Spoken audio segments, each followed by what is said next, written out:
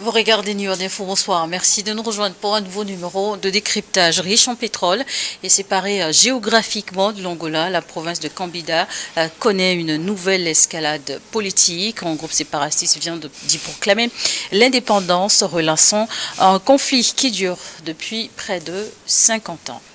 Bonsoir et bienvenue. Merci. Bonsoir Charlotte. D'abord, que faut-il savoir sur l'enclave de Cabinda et pourquoi elle occupe une place stratégique en Angola? L'enclave de Cabinda fait partie de ces vestiges de la colonisation qui continuent à poser problème sur le continent africain en matière de frontières. Qu'on se rappelle que le colonisateur avait signé des protectorats souvent à l'intérieur d'un espace géographique, parfois avec 2 ou 3 personnes. Et il est arrivé que certaines personnes considèrent que, bon, nous, on a signé notre protectorat à part, nous ne faisons pas partie du reste. Vous avez ce problème au Sénégal, en Casamance, c'est ce que défendait l'abbé Diamacoune Senghor en disant que la Casamance avait un statut particulier du temps de la colonisation. Vous avez la question du Sahara occidental qui est toujours dans le même esprit. Vous avez la même chose ici parce que dès 1963, des Cabindais avaient dit qu'ils ne veulent pas faire partie de l'Angola. Ils considéraient que le Cabinda est à part parce qu'ils ont signé, eux, un traité en 1885 qu'on appelle le traité de Simolambuku. Et sur la base de ce traité, ils ne voulaient pas qu'on rattache le Cabinda à l'Angola au moment de l'indépendance. Ce qui n'a pas été fait, puisque au moment de l'indépendance, en 1975, le Cabinda a été considéré comme une province tout simplement de l'Angola. Et c'est là qu'est partie une guerre qui, tantôt est une guerre, tantôt une guérilla, tantôt il y a des accords, tantôt il y a des difficultés, ça reprend. Donc depuis lors, le problème, il est là. Le Cabinda n'a pas pu avoir son indépendance, mais il y a des groupes rebelles là-bas qui continuent à réclamer cette indépendance. Et ça, c'est une sorte de relance, en fait, d'un discours qu'on a entendu depuis fort longtemps, avec une nouvelle donne. C'est le fait d'avoir déclaré le Cabinda comme état, comme ils l'ont dit eux-mêmes, un état souverain et indépendant par rapport à l'Angola. Déclaration faite donc lundi dernier depuis Bruxelles. Dans ce contexte, que représente concrètement cette déclaration? À part l'aspect politique, à part l'aspect symbolique, ça ne représente pas grand-chose. D'ailleurs, ce n'est pas anodin que la déclaration ne soit pas faite au niveau du Cabinda, mais que la déclaration soit faite au niveau de Bruxelles. Cela veut dire que le FLEC, c'est-à-dire le mouvement qui s'appelle le Front de libération de l'enclave de Cabinda, n'occupe pas le Cabinda. Parce qu'il faut faire attention, s'ils étaient en possession de l'espace géographique, quand ils déclarent l'indépendance, vous avez une sécession immédiate, on peut se mettre à installer une administration, faire monter un drapeau, etc. Mais ce n'est pas du tout la situation, c'est les militaires de l'Angola qui sont au niveau du Cabinda. Donc il y a le côté symbolique, il y a le côté politique, peut-être ils ont regardé ce qui se passe avec le Somaliland, qui commence à être reconnu, ils se sont dit, mais attendez, faisons du bruit nous aussi, puisqu'il y a du pétrole ici, le sous-sol est riche, ça amènera peut-être certains à nous reconnaître pour pouvoir avoir avec nous des relations économiques. Mais a priori, sauf relancer la guerre, je ne crois pas que cette déclaration changera grand-chose à la situation du Cabinda. Mais ce mouvement séparatiste existe depuis des décennies, plusieurs décennies même. Mais pourquoi aujourd'hui cette proclamation intervient que maintenant? En fait, ce mouvement, ces mouvements, puisque c'est comme ça qu'il faut l'appeler, puisqu'il n'y a pas un seul mouvement, il y a plusieurs mouvements. Ce qui a toujours rendu d'ailleurs difficile les négociations, tout comme les médiations, parce que quand certains acceptent de signer des accords, puisque des accords ont été signés, il y a d'autres qui refusent. Ce qui fait qu'il n'y a jamais eu ce qu'on peut appeler une paix globale concernant tout ce qui revendiquait l'indépendance au niveau du Cabinda. Certainement, ils se rendent compte aujourd'hui qu'ils sont en train d'être complètement oubliés. Parce que ça fait fort longtemps, plus personne ne parle du Cabinda. Et ils ont voulu se remettre au goût du jour. Et ils ont vu qu'au niveau de l'Angola, le pays est en train de fonctionner en gérant le Cabinda comme étant une entité faisant partie de l'Angola sans autre chose, mais ils ont des difficultés parce que personne ne les reconnaît à l'échelle internationale. Ni au niveau africain, ni au niveau mondial, personne ne reconnaît le Cabinda comme étant une enclave appartenant au FLEC ou qui peut avoir son indépendance. Moi, comme je le dis tout le temps, il y a suffisamment de pays sur le continent africain. Ce qu'il nous faut, c'est de faire de la bonne gouvernance pour pouvoir sortir l'Afrique de l'ornière. Ce qu'il nous faut, c'est de rapprocher nos pays les uns les autres, parce que nous sommes trop nombreux pour mettre nos forces ensemble pour pouvoir peser à l'échelle mondiale. Il ne faut pas qu'on continue la balkanisation qui était déjà issue de la colonisation, qui nous a mis dans la situation dans laquelle nous sommes aujourd'hui. Vous l'avez souligné, Cabinda a produit une grande partie du pétrole angolais, mais dans quelle mesure cette richesse alimente-t-elle, selon vous, les revendications indépendantistes? Ça fait partie, en fait, ce n'est pas la richesse seulement, parce que le pétrole est venu progressivement. Au départ, ces gens ne voulaient pas faire partie de l'Angola. À partir du moment où on a commencé à exploiter le pétrole, pour l'Angola, l'enclave du Cabinda était devenue quelque chose de beaucoup plus important sur le plan stratégique et sur le plan économique. Mais pour ceux qui réclamaient également l'indépendance, mais ça est devenu beaucoup plus important parce que s'ils deviennent indépendants, ils ont une source de revenus pour leur permettre d'investir au niveau du Cabinda. Mais dans ce qu'ils posent comme revendication, il y a quelque chose qui est pertinent. L'Angola exploite énormément le pétrole au niveau du Cabinda, alors que la majeure partie des populations qui vivent dans cette enclave vivent en dessous du seuil de la pauvreté. Et ça rappelle un peu ce qui s'est passé au Nigeria avec le Delta et la bataille de Kensaro-Wiwa qu'on a fini malheureusement par pendre, alors qu'ils se battaient pour que ce pétrole exploité au niveau du Delta, polluant le Delta, détruisant le système de production locale des populations, que les populations puissent profiter de ce pétrole. Mais que ça ne profite pas seulement à des structures étrangères qui viennent exploiter le pétrole, détruire l'environnement, c'est-à-dire empêcher aux gens de cultiver, de pouvoir élever, alors que les gens ne profitent pas de la manne pétrolière. Bon, il y a ce problème qui se pose, qui est un problème qu'on peut régler, pas nécessairement quand même par une indépendance. La revendication est pertinente. Autour d'une table, il doit être possible de régler une telle situation. Les mouvements séparatistes réunis au sein du FLEC ont décidé donc de proclamer l'indépendance de ce territoire depuis Bruxelles, mais sur le terrain en Angola. Quelle est aujourd'hui l'ampleur réelle de l'insurrection séparatiste? En fait, c'est une insurrection qui n'a jamais pris une certaine ampleur. Pour dire la vérité, c'est juste après les indépendances, il y a eu quand même une guerre. Mais souvent, ils ont fonctionné sous forme d'attentats, de prise d'otages, d'embuscades. Les embuscades, par exemple, l'équipe nationale du Togo en a été victime. Quand on se rappelle de cet événement très difficile pendant une Coupe d'Afrique, où le bus qui transportait l'équipe du Togo en 2010 a été victime de ces embuscades, puisque c'est dommage, mais les mouvements rebelles, les mouvements terroristes profitent souvent de la présence des étrangers pour poser des actes qui font leur publicité. C'est ce que nous met souvent nous en difficulté, nous autres journalistes. Mais ils ont posé un acte, ils veulent qu'on en parle. L'acte devient un événement parce qu'on a attaqué une équipe. C'est important, mais en parlant, vous faites en partie leur communication parce qu'en faisant l'acte, c'est ce qui était recherché, ce qui met les gens dans une situation extrêmement difficile. Et c'est certainement ce qu'ils recherchent actuellement, non pas avec un attentat, mais avec une déclaration pour se remettre, pour se faire entendre à nouveau à l'échelle internationale. Comme l'Angola a eu à gérer des médiations un peu partout au niveau du continent africain, c'est peut-être une façon de dire aux gens, attendez, au lieu d'aller régler le problème qui est à RDC avec le M23, tu as ton FLEC qui est ici, tu n'as pas encore réglé ton problème. Occupe-toi de cela avant d'aller régler ce qui se passe en RDC. Mais que dire peut-être d'un soutien à des populations de Cabinda vis-à-vis donc de ces mouvements? On ne peut pas parler véritablement de soutien. Vous avez les populations qui se reconnaissent dans certaines revendications.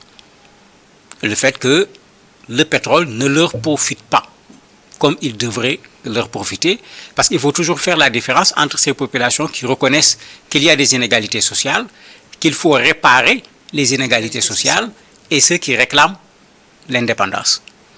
Bon, souvent, ceux qui réclament l'indépendance portent ce message en se transformant en porte-parole de ces populations, mais ces populations ne réclament pas toute l'indépendance.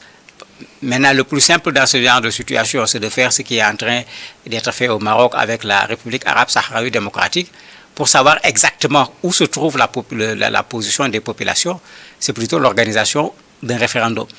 Mais l'Angola ne va pas l'accepter parce qu'organiser un référendum, c'est déjà rentrer dans l'acceptation d'une perspective que le Cabinda dise « je ne veux pas faire partie de l'Angola », alors qu'eux, ils considèrent que le Cabinda fait déjà partie de l'Angola.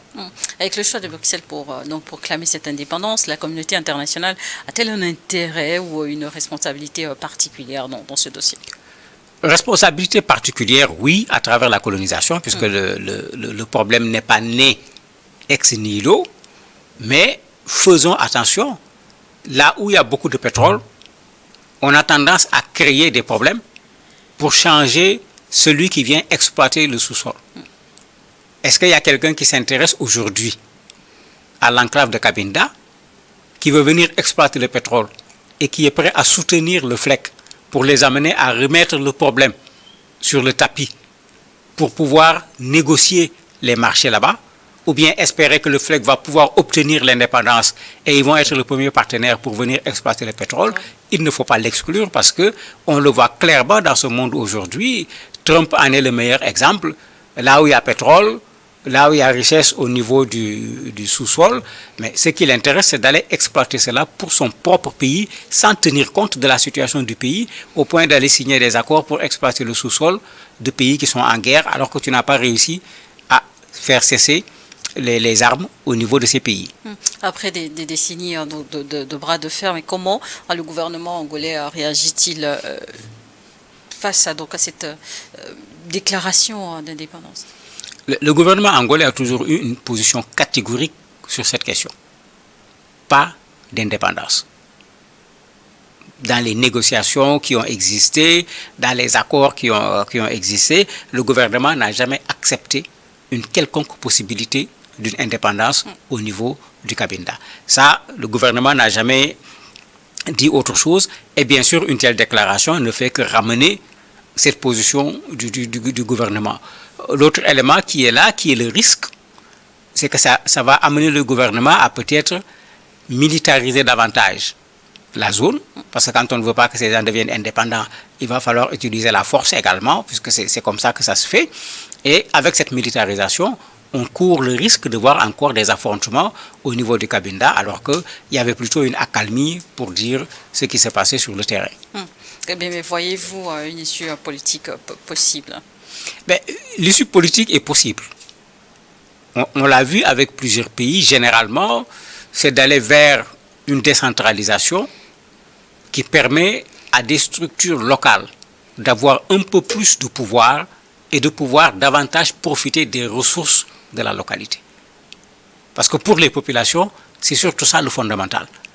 Ce n'est pas de changer de pays auquel on appartient, mais de pouvoir, puisqu'il y a des ressources dans le sous-sol, pouvoir être parmi les premiers à profiter de ces ressources. Et cela doit pouvoir être discuté dans le cadre de l'Angola, comme étant un seul pays, de faire en sorte que ce pétrole, plus les autres éléments qui sont au niveau du sous-sol, que les Angolais puissent en profiter, et en disant aux les Angolais que les Cabindais soient les premiers à profiter de ce qui existe au niveau de leur sous-sol. Comment, selon vous, cette action du FLEC en Angola s'inscrit-elle dans les grands changements politiques observés aujourd'hui dans le monde, mais notamment sur le continent? Sur le continent, il faut dire qu'aujourd'hui, l'Union africaine pèse de moins en moins sur les conflits, réussit de moins en moins à régler des conflits. De sorte qu'on assiste à des situations où c'est plutôt le statu quo. Est-ce que c'est ce qui les amène à vouloir se dire, mais attendez, le M23 s'est soulevé, ils ont occupé Goma, ils ont occupé Uvira, finalement ils se sont retirés. De fait, ils sont en train d'administrer la zone. On a vu ce qui se passe avec le Somaliland qui cherche à avoir des relations avec Israël, etc. Est-ce que c'est ce qui les amène eux aussi à se dire, mais attendez, nous aussi on peut faire comme ces gens, essayer d'exister de façon réelle, essayer de prendre cet espace de l'administrer et de trouver des relations internationales. Malheureusement, l'Union africaine n'a pas cette présence, cette force pour pouvoir résoudre assez rapidement ce genre de problème, alors que c'était ça le rôle. Après avoir entendu une telle chose, ce que l'Union africaine doit faire, c'est d'anticiper, de ne pas attendre qu'on en arrive à des affrontements militaires pour dire on va essayer de trouver une solution. C'est le moment de se rendre compte qu'il y a une crise qui dure depuis plus de 50 ans et qui n'a pas été résolue. C'est le moment de le résoudre par la négociation pour ne pas attendre d'abord qu'il y ait un conflit armé avant de venir faire le sapeur-pompier pour essayer de trouver une solution. Et face à des situations de statu quo, de médiation qui durent parfois dans le temps et sans solution concrète, quelles peuvent être les conséquences de ces situations que l'on observe à long terme ou dans les années à venir? Mais les conséquences sont là. Regardez le cas de la RDC. Plus de 30 ans de conflit. Plus de 30 ans de conflit. La MONUSCO est là-bas parce que ça dépasse même l'Union africaine. L'Organisation des Nations Unies est présente sur le terrain, mais le conflit est là, il perdure. À la limite, c'est un conflit mutant, puisque vous avez des groupes rebelles qui prennent le dessus les uns après les autres, mais dans le fond, le conflit, il est là, il n'a pas été résolu jusqu'à présent, malgré l'intervention de l'Organisation des Nations Unies, malgré l'intervention également de l'Union africaine. Mais ce qu'on doit faire, c'est de tirer la leçon. Et c'est pourquoi j'ai dit, mais c'est l'occasion, puisqu'on reparle d'indépendance du Cabinda, puisque l'Union africaine continue avec le traité de l'Organisation de l'Union africaine qui disait que les frontières sont intangibles, on ne revient pas sur les frontières de la colonisation, mais c'est le moment d'aller voir les gens du Cabinda pour leur dire, mais trouvez une autre solution que l'indépendance, parce que si vous réclamez l'indépendance, nous avons beaucoup de guerres sur le continent africain que nous ne parvenons pas à résoudre, mais vous ajoutez une guerre, vous ajoutez un conflit, mais vous participez tout simplement au retardement du continent africain de façon globale. Et ça devrait les amener à agir rapidement pour éviter un conflit armé à nouveau dans cette zone. Mamadou Diouf, les hommes politiques passent, les pays restent parfois avec les mêmes conflits. Concrètement, comment parvenir à résoudre ces situations? Souvent, il y a deux problèmes. Soit on a mal résolu un problème, soit on ne l'a pas résolu du tout. Ce que j'appelle mal résolu, vous avez un problème qui est là qu'il faut résoudre, mais il faut le résoudre de façon juste, si l'on veut que ça soit durable. Il ne faut pas le résoudre seulement sur la base des rapports de force. Au-delà des compromis, il faut des engagements concrets. Mais bien sûr, et le respect des engagements. Parce que si je reviens sur le cas de la RDC, ce que le M23 dit, c'est que nous avions signé des accords et la partie RDC n'a pas respecté une partie de ces accords. Donc vous voyez qu'on a tenté de résoudre un problème.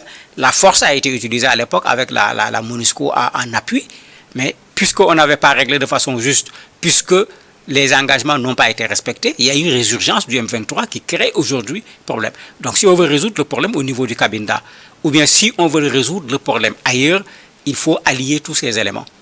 Chercher non pas à arrêter un conflit, mais chercher les racines du conflit, résoudre le problème véritablement pour que le conflit ne revienne pas. Comme le dit un proverbe africain, couper l'arbre depuis la racine.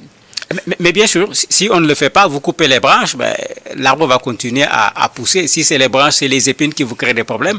Si vous coupez les épines, mais les épines reviendront. Il faut qu'on aille vers des solutions définitives, des solutions durables. Et pour une solution durable, il faut éviter ce qu'on fait très souvent, où on fait des compromis, venez rentrer dans le gouvernement, venez, on partage les postes, etc.